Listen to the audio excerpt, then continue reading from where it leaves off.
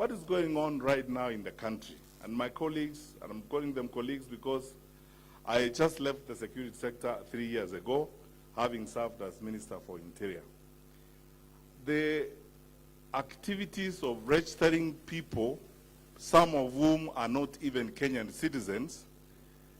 getting identification cards and doing all manner of criminal monkeying that is going to affect our country, is setting the stage for anarchy in this country. I want to ask our brothers and sisters who are in government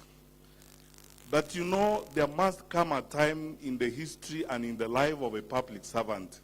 when you must think about your country more than the very basic issues of political expedience and political survival at any point in time.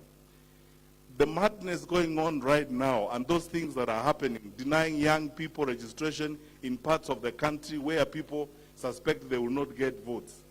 is setting the stage for anarchy. And I want to ask the IEBC and everyone responsible to think about this country very seriously. You may be in responsible positions today, you may be in power today, but please think about the country today and tomorrow.